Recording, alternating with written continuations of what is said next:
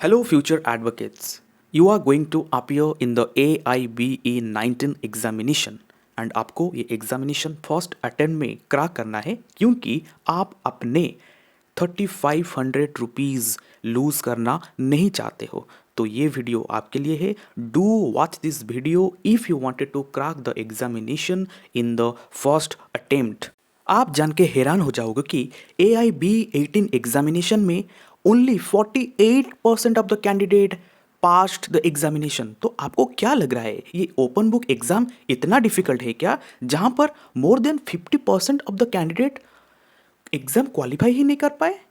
और जहां पर कट ऑफ ओनली 45% है, इसका मतलब ये है you have to score only 45 marks out of 100। इस एग्जाम को फर्स्ट अटेम्प्ट में क्रैक करने के लिए आपको कुछ मिस्टेक नहीं करना है। वो मिस्टेक्स क्या क्या है जो बच्चे करते हैं, चलिए समझते हैं इस वीडियो में।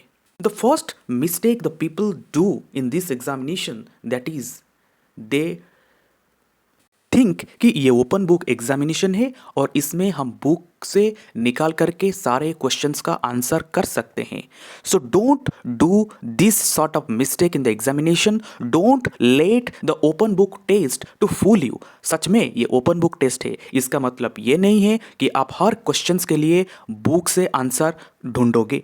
If you are searching answer for each and every questions, then definitely you are going to failed in this examination.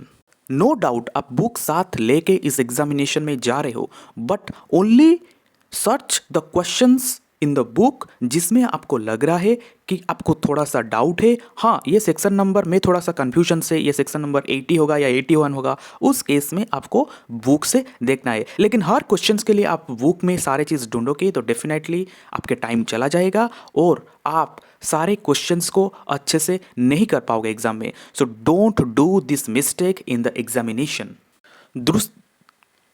The second mistake people do in the examination कि वो प्रीवियस ईयर क्वेश्चंस पेपर को अच्छे से पढ़ के नहीं जाते, अच्छे से प्रैक्टिस करके नहीं जाते हैं।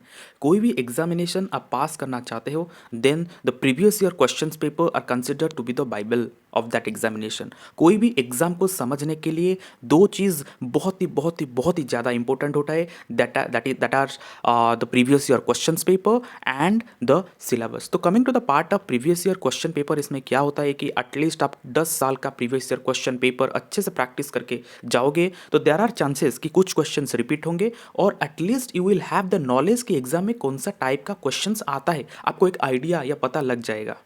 The third thing you have to do that is the syllabus analysis. हर सब्जेक्ट का, हर एग्जाम का एक सिलेबस होता है और उसी हिसाब से आपको प्रिपेयर करना है।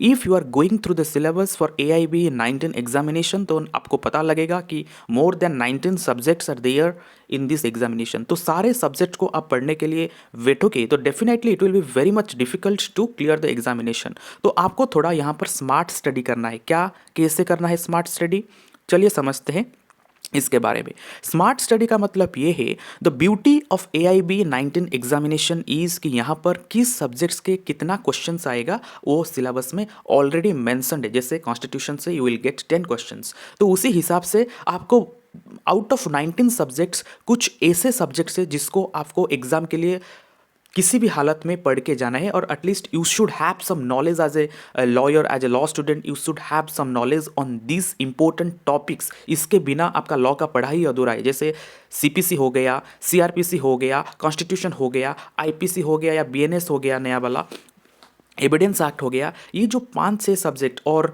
आपका फैमिली लॉ हो गया, ये जो 5-6 सब्जेक्ट्स में अभी बोला, इसके ऊपर आपका थोड़ा सा बेसिक कंसेप्चुअल क्लैरिटी और अंडरस्टैंडिंग होना चाहिए और आपको पता होना चाहिए कि इस सब्जेक्ट में क्या क्या चीज़ है, क्या नहीं है, और इंपॉर्टेंट लैंडमार्क केसेस इस सब्जेक्ट में क्या है, इंपॉर्टेंट सेक्शंस क्या है, आपको अच्छे से पता होना चाहिए।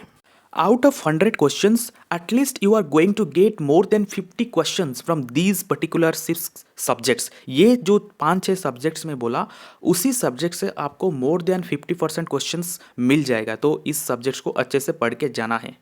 उसके बाद जो मिस्टेक बच्चे करते हैं कि बहुत लोगों को पता नहीं होता है कि ये ओपन बुक एग्जामिनेशन है, लेकिन आप जो बेयर एक्ट साथ में लेके जाते हो, it should not be based on comments. उस बेयर एक्ट में कमेंट होता है तो वो लोग अलाउ नहीं करते हैं। तो आपको पता होना चाहिए कि कमेंट्स बेस्ड बेयर एक्ट क्या होता है और the bare acts which are not based on comment।